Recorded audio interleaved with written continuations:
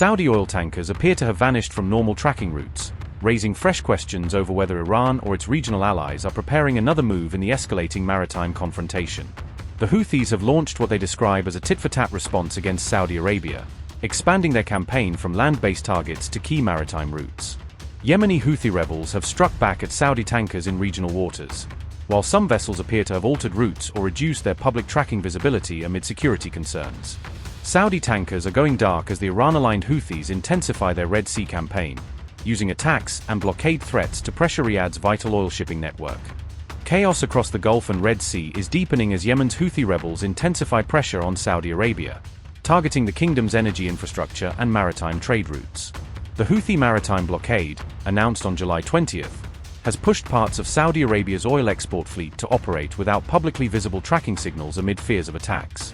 The Ansarullah-led Yemeni armed forces have described the campaign as a blockade-for-blockade strategy, presenting it as a direct response to Saudi restrictions on Houthi-held parts of Yemen. The group says its action is retaliation for more than a decade of conflict, airstrikes, and restrictions imposed on Yemen by the Saudi-led coalition. Tanker tracking firms are now offering conflicting estimates of Saudi oil shipments, because many vessels leaving Red Sea terminals are no longer transmitting continuous AIS location signals. This lack of reliable shipping data has left global energy markets guessing about the real scale of Saudi crude exports and the disruption caused by the mounting Red Sea threat. Saudi Arabian tankers have increasingly switched off their tracking signals to reduce their exposure while moving through high-risk waters threatened by Houthi attacks.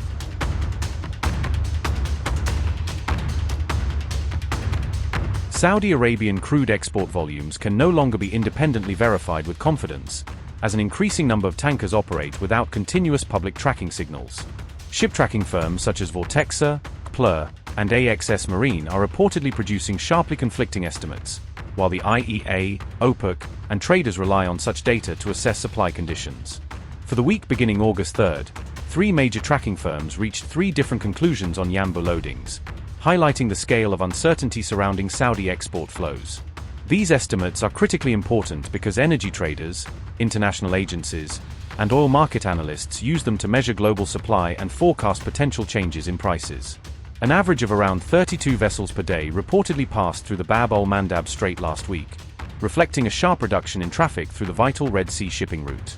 That figure was down from roughly 50 vessels that crossed the strait per day before the Houthi blockade and heightened threat of attacks disrupted normal maritime movement.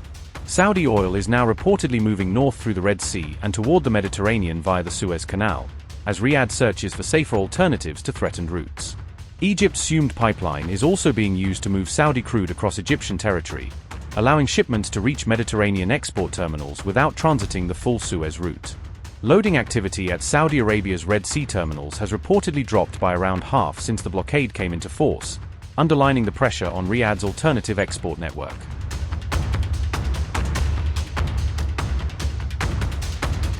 Turkey has confirmed that it is joining the Saudi-led multinational maritime defense coalition, strengthening Ankara's role in regional efforts to protect vital shipping routes.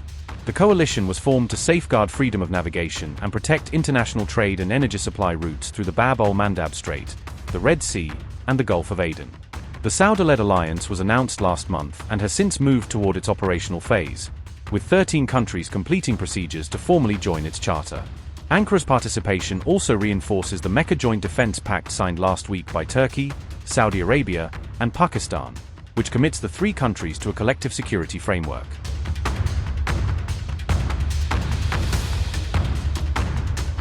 Yemen's Houthis are reportedly weighing transit fees for commercial ships sailing through the Bab al Mandab Strait, according to Reuters. The proposal follows the Houthis' recent announcement of a naval blockade targeting Saudi-linked maritime traffic in the Red Sea.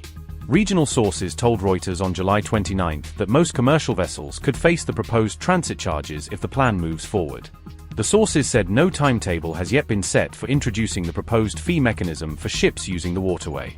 Reuters reported that Chinese-flagged vessels would be exempt from the proposed transit charges under the current plan.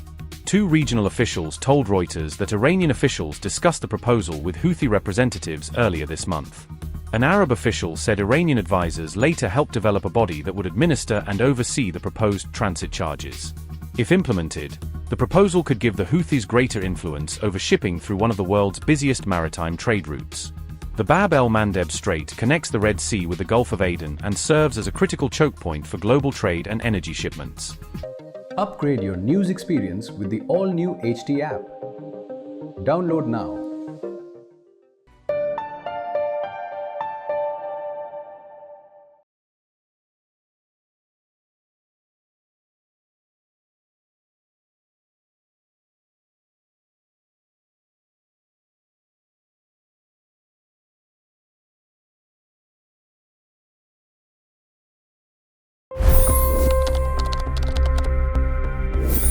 $25 crore गरीब गरीबी को परास्त करके बाहर निकले। For the good of our nation, let's work together and let's truly make America great again. The fastest news breaks. Requested PM saying that look, you will have to speak to Putin and to Zelensky. The biggest news makers. The relationship with India is probably the most important bilateral relationship the US will have for the rest of this century. The capital delivered quite an election result today. Expert analysis. The million-dollar question today is how to stop this dance of death. Ground reports. I'm standing at the crossroad of the Kumbh Mela. Behind me are more than 100 entry ghats. Long-form interviews. Exclusionary politics is reflected in Manipur case as well. You don't bother because this is a small state. Have you ever wondered what happens when a banking dynasty meets tides of world history, intrigue, and a dash of myth? Why exactly did the US topple the Sheikh Hasina government? HT videos. We don't just break news, we break it down.